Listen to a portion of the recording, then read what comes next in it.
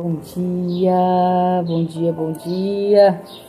Um domingão cheio de coisa boa, muita saúde, uma semana incrível. Bora compartilhar meu devocional com você. João 13, 4, 5. Levantou-se da mesa, tirou sua capa e colocou uma toalha em volta da cintura. E depois disso derramou água numa bacia e começou a lavar os pés dos seus discípulos, enxugando-os com a toalha que estava na cintura. A humildade precede a honra. Jesus nos deixou exemplos extraordinários por meio de sua vida e atitudes para serem seguidas. Ele é o nosso referencial máximo em todas as áreas e a forma como exerceu a sua liderança para com os discípulos e seus seguidores é impactante. Ele demonstrou o verdadeiro significado de ser um líder e grande humildade ao lavar os pés dos seus discípulos, uma vez que lavar os pés era uma função associada à condição mais simples de um servo. A atitude de Jesus revelou a importância de um líder a agir com humildade. Em outro momento, João Batista reconheceu a grandiosidade de Jesus ao dizer que não era digno nem de desamarrar as correias das suas sandálias. E ao mesmo tempo, essa grandiosidade era demonstrada por sua humildade em servir a todos. Ao exemplificar que um líder deve ser servido, mas sim servir. Ao exemplificar que um líder não deve ser servido, mas sim servir, Jesus ensinou todos sobre a importância de assumir uma postura humilde, independentemente da posição ou da função. Ele nos deixou claro que uma pessoa não é superior a outra de maneira alguma. Por isso, todos merecem a atenção, dedicação e respeito. Tudo isso é um quebra de paradigma para o mundo atual, onde o orgulho e o ego são marcas que costumam falar mais alto nas relações humanas, principalmente em relação às lideranças. A humildade deve ser uma marca na vida de todos aqueles que caminham com Jesus, porque assim impactaremos diversos ambientes como família, trabalho ou por onde quer que passemos. Lembre-se, maior não é aquele que senta à cabeceira da mesa, mas aquele que puxa a cadeira. Quer ser grande? Seja servo. A humildade não faz melhor que ninguém, mas o torna mais parecido com Jesus. Uau! No capítulo 13 de João, é a última ceia, né? E ali teve um protocolo de lava-pés que Jesus fez com os 12 discípulos. E a lavação de pés era uma cerimônia, se posso assim falar, que o dono da casa, ou os servos, faria para aqueles que estavam chegando e sempre ao entrar em casa, porque caminhava-se longos km a pé, né? Sujava-se os pés. Então o anfitrião ou os seus servos fazia isso ao adentrar na casa, as suas visitas. E o que impactou mais os discípulos foi que Jesus fez isso depois que eles já estavam sentados à mesa. E ali o Senhor Jesus queria demonstrar para a gente ainda mais tamanha humildade, ainda mais que ele abria mão de toda a sua gloriosa majestade para servir, sabe? E Jesus nos ensina que o ato de amor, além de ser um sentimento, é algo concreto, sabe? Que precisa estar vivo e precisa ser uma ação dentro de nós. E o que eu acho mais incrível é que, mesmo Jesus sabendo que Judas o traria logo após, Jesus o honrou da mesma maneira que fez com os outros 11. Uau! Que amor é esse?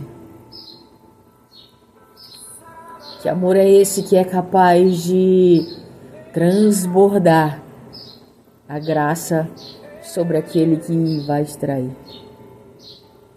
Será que nós estamos cheios desse amor que desafia, que transforma e que restaura o outro, sabe?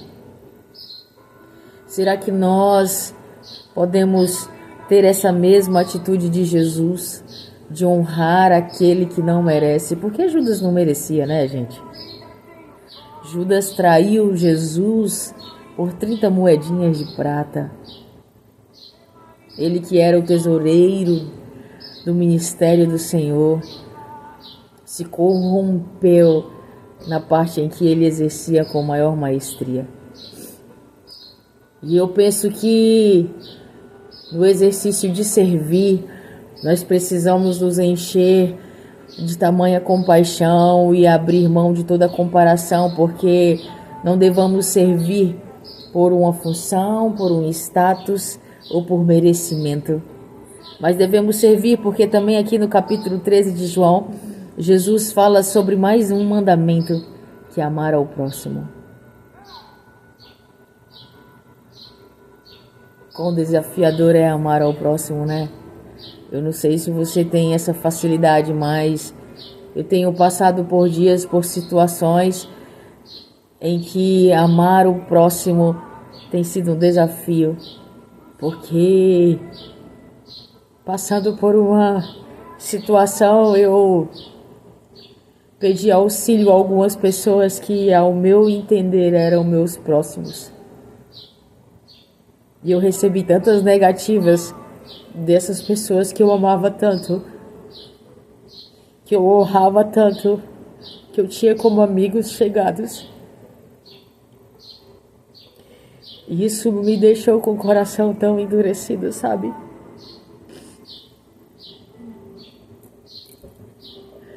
E ontem eu encontrei com uma dessas pessoas e fui comprar o meu almoço e na volta ele me ofereceu carona e a minha vontade era tanto de não aceitar, sabe? E de falar tanta coisa.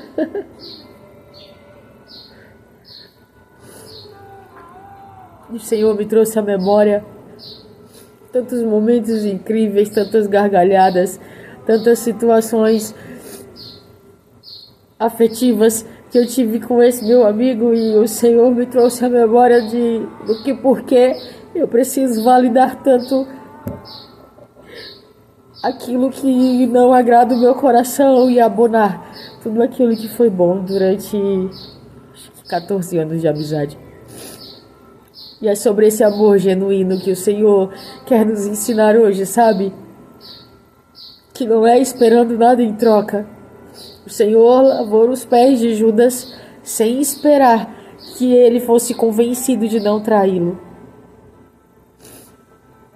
E o Senhor tem a necessidade de que estejamos neste lugar, desse amor puro e desse amor genuíno. Desse amor em que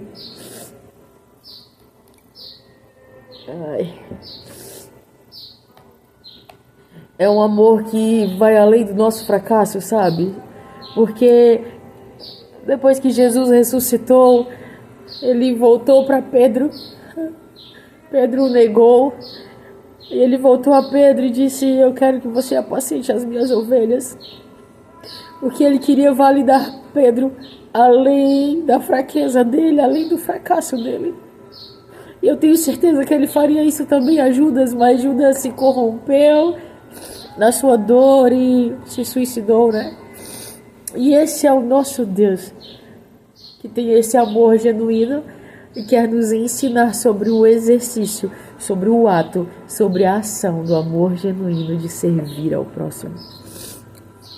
Onde eu preciso me alegrar com o bem-estar do outro, sabe? Mesmo nesse mundo caótico, mesmo tendo que lidar e conviver com pessoas que não compactuam com essa nossa verdade do reino de Deus. Mas precisamos caminhar naquilo que o Senhor nos ensina e naquilo que o Senhor quer que sejamos e que façamos. É preciso termos a identidade de discípulos, sabe? Ide e pregai as boas novas. Acho que é sobre isso. É sobre termos essa convicção de que nós precisamos nos encher desse amor genuíno, que não abalemos com as circunstâncias, com as situações, com os confrontos, com a maldade que habita dentro do coração do outro, mas que no exercício de servir a gente possa ter a certeza que nós temos a capacidade, o dom e o privilégio de transformar vidas com simples gestos, sabe? Com palavras diretivas, com atitudes direcionadas por Deus. O ato de servir, ele não nos diminui, mas ele nos coloca parecido com o Pai. Pensemos nisso nesse dia de hoje, sabe? Será que nós estamos dispostos? Nós estamos dispostos a nos encher desse amor e colocar ele em prática? Onde devemos amar e honrar até aquele que nos traiu ou que vai nos trair, sabe? Aquele que não esteve disposto para nos servir quando nós estávamos na dor, na luta. Será que nós temos esse coração? Eu não tenho, não. Ontem, depois da situação em que o Senhor falou comigo, eu me senti tão mal, porque às vezes eu levei essa amizade de mais de 14 anos sempre esperando em troca. Isso não é genuinidade. Isso não é o verdadeiro amor, sabe?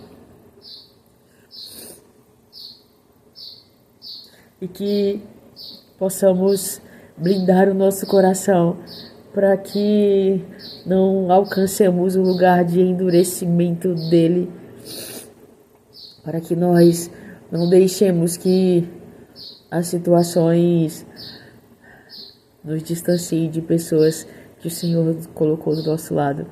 Sabe por quê? Porque nós precisamos alcançar um lugar de que o outro faz se for da vontade dele. Isso eu não tenho alcance e eu não tenho controle com o que o outro faz com aquilo que foi pedido por mim. Não sei se eu consegui ser clara, mas quando eu solicito uma ajuda ao outro, o sim e o não está no meu controle. Até porque é uma decisão dele. Se o outro quer ou não te ajudar ou te servir, ou ser um auxílio, ser um consolo, não está sobre o nosso controle. Isso não pode nos abalar, porque coisas que não estão no nosso controle não pode nos tirar do eixo, não pode nos tirar da presença, não pode nos tirar do átrio do Senhor, sabe? E isso é imaturidade. E eu me senti tão imatura quando eu endureci o meu coração em relação a essa pessoa. E eu fiquei mais de um mês sem falar com esse meu amigo, sabe? E eu falei, meu Deus. E sabe o que foi mais incrível? Ele foi manso, genuíno comigo, como sempre foi. E eu fui grossa, dura e mal educada. Isso é quem somos. Isso é a nossa natureza, sabe?